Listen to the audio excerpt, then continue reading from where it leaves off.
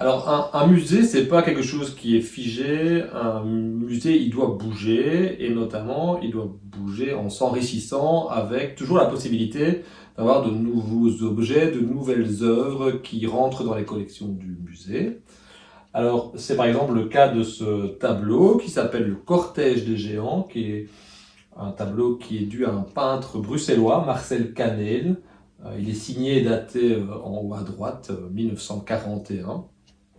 C'est un peintre qui avait un certain succès à Bruxelles dans l'entre-deux-guerres. Aujourd'hui, il est complètement méconnu, mais en 1941, il a fait un superbe tableau présentant ce cortège de géants.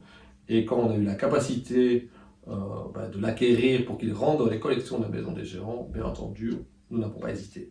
Ce cortège des géants, on a une série d'hypothèses qui permettent d'essayer de comprendre où et quand il s'est déroulé. Quand on voit, je dirais, l'architecture et les maisons qui sont en bordure du tableau, bah, ça fait penser un peu à l'architecture de Bruxelles. Et si en 1941 on évoque un rassemblement de géants à Bruxelles, ça fait penser à un événement qui s'est déroulé en juillet 1935 et qui était, pour l'exposition universelle qui avait lieu à Bruxelles cette année-là, un énorme rassemblement des géants belges et plus largement du folklore belge.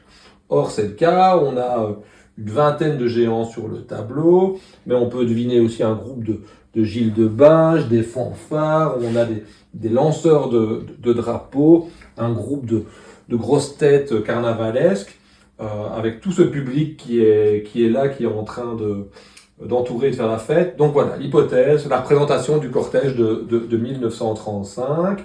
Et le peintre a vraiment profité de ce folklore qui était très très très vivant pour avoir un tableau qui est très coloré et qui donne un côté assez festif.